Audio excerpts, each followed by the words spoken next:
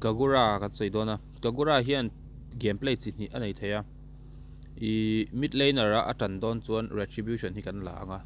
ma se mid laner a assassin dang kan nei chuan retribution aya hian execute kan lang tuna tan chuan execute hi kala phot anga ti chuan kan end don ani Kagura chu first skill up masak ber tur ama hi mei chania first skill up masak ber tur ania mid laner ani boka alaya kal chi ni amara chu alaya kal pani tenam chuan mid emo sorry top emo bot emo po solo theilu tukani ama hi efficient lu tukani ti chuan jungle dan kan soi photang ama saberin jungle item hi pakhat kan le mayanga lane ka close thei hila kan lo close lokanga ti chuan in goal thi kan pen chau bokanga chuan Kagura chu first skill up masak ber tur ania ta chuan up passive chuan hei hetia umbrella nena ani hliap nena a in sik che hian abul hnai mi te astan theya chuan astan pi lama ama hi shield tlem te a in pe ve ni khu jungle don an kan mang tang kai don ta ni jungle dana chuan ti hen kan meta basic nen umbrella kan kalchila khu astan ke wa shield min pe boka ti te khan tiam first skill kan mang le thina kan kalchil lenga astan le mai don ani ti khan ti hian nun na kam vak lowin ama hian a jungle ve thei ni earlier tangin Kagura te hi asan chu shield ta pe a shield khan a pui em ani ten tianga bul na an kalchil lenga stan le a basic kha a farm dan chu ni ta ni first skill kha ti chuan first skill kan up to a guide kan soi lokang toite in execute ilo lata a execute ilak ani ilak chuan offlane ai kal don emo apui tu ini don ti na ni ta buff blue buff hi chang don lo chumi awang chuan mana imamo tam don awangin abil ta chuan mana boot demon shoe hi kan pe anga ti chuan magica calamity reaper hi kan pe ang e hian mana regen apui don efficient takin mana inei don ani ti chuan damage tan lightning tran kian hi han pe kewila chuan anuna tipung le turin concentrated energy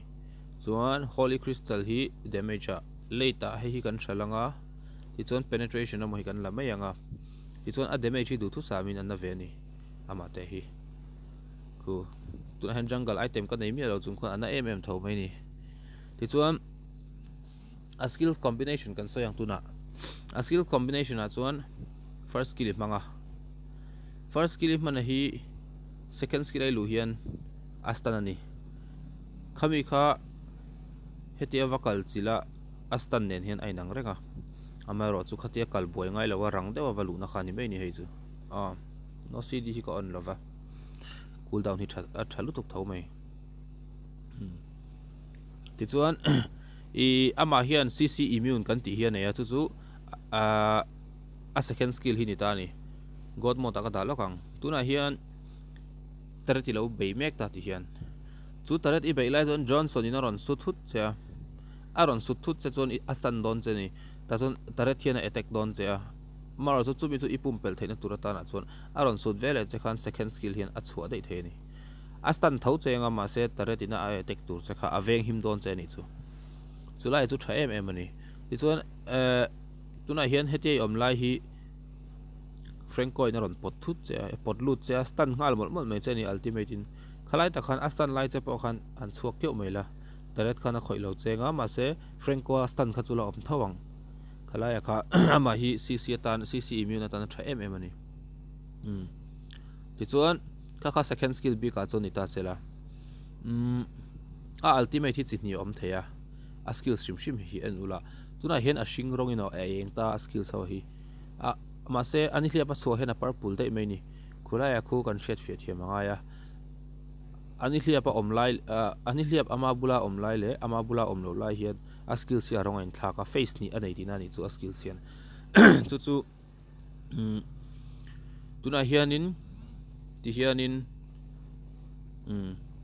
tiang kan lo chuak ta ni kan lut le ngal thei bok ta a skills all some te a chuan first skill man hian ipok ta ni first skill hey chuan first skill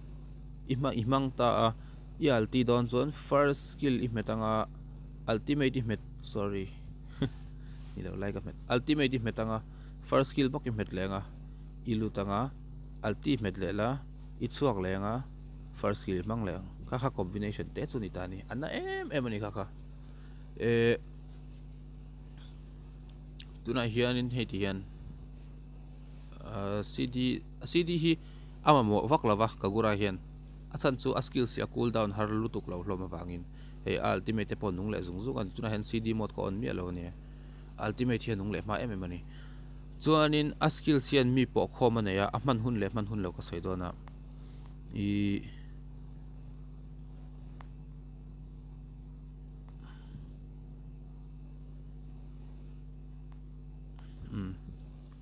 ultimate in mi a po khom hi team fight lai chaw in man tur an lo in fight buan atuna hian an tirana an in fight na kara khan thlolut popla alti tat charcha lang ngak la a pot khom vele khan in ilutang nangma second skillin ti chuan ultimate bokin ip tidar lenga i chuak lenga pahnih khat chun thi hrim don ani chu team fight a chaw man tur one on one anga chon man chi ni lo one on one anga chon an tlan che man ngei don ultimate chung khan chuwang chuanin i an tlan chhuah san don ani an tlan chhuah san lo na hun tura chu team fight line ne dona an ril ru buaya midang nen anin be mo line tlan chen na chang pon thret lo hun tur om vela khan i alai tak velanga ultimate la da po khom huni ngakang po khom vele lutanga alti le la chuak le mela one on one anga ero chon a po khom huna kha nga chi lo ka ti kha an tlan che man dona chumi wang chon first skill man zo hen alti ngala i alti zo vele i first skill ti chele ngal mayang chu tok lo tuk i tunen first skill ka mang pheita alti ka meta first skill ka mang le ngala second ka lut le ngala alti le ngala chuak le ngal popro an thi hrim ani one on one anga chon pani le ka poni se mase team fight lai anga chon ka soyang khan in nga ngai i first skill i lutanga ti chon ultimate hi mero khan lut ngal su i lu ngal chona ui om lu to kani team fight lai anga chon mo kala khan enemy a slow down pa dona team fight anga chon chu ilutanga ultimate iti chele sheta pot khom chi iluta second skill in ti dar le ai chuak le ngal tiang khan ti chuanin kagura shim hi pok angina man thei boka damage pok angina man theya han en lokila i earlier chon a damage an ngal big lo wangin ipok ve ngai ni enemy hi i hetia anrong kal tur khati lo eteka anu na tle minute kam sheta iki kalson le iti kam le itu anu na chan vevel om ta mo tia first skill alti first skill bok second skill in lut le alti le la chuak le first skill bok khatia iti khanin an mani hi engen ni an efficient ve ni ti chon a thi zol upon execute mang thei ta ni chu tuna hianin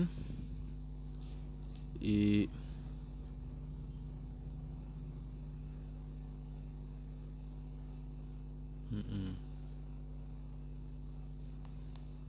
hey zilong hi level 15 aga da saka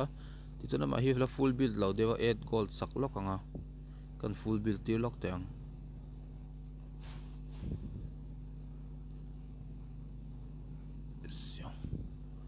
full build thadu lo ve AI turn on AI off a build turn ve che ti khan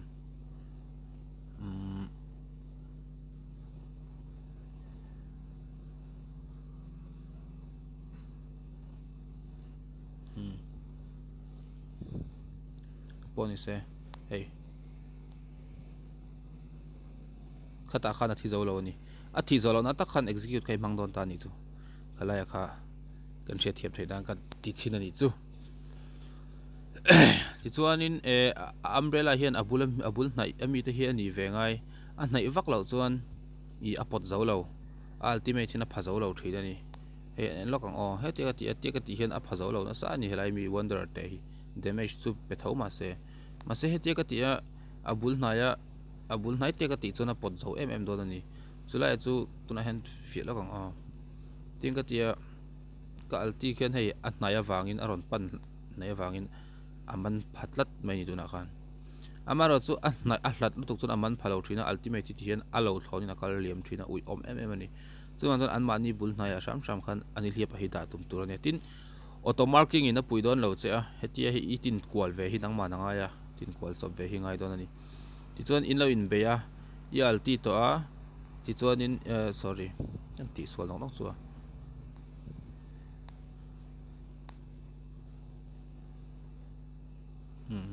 ti chuan in in lo in be a i alti a i lut to a i alti le to a i chuak le to zok ani ti chuan in ma se khamia khan second skill hi ala cool down mai don lo an la this che si lo khatiang anga chuan in ani hliap a hi vakal chil la stun ke ola execute le mai la an thinge ngei ni chulai chu hey tare chunga mi po hingam em ani ki as a combination te kha voi kha chek a soinon leang first skill ultimate first skill second in lut ultimate le second skill in chuak le first skill bok iti chelang kha nge ni a combination chu ni ta ni khate kha Kagura guide chu ni ro se ti chuan in a emblem kha chu I ni china ka soyang burst mage sorry kha chu video dang mi tur ne ngapon ni se a emblem se ta hi karon tilang tel don nia hi Kagura emblem set atan chuna ka manania movement speed ka pe full a magic penetration ka pe full a ti chuan magic worship kala heng hi ka emblem set kalam lu to ke FG peace out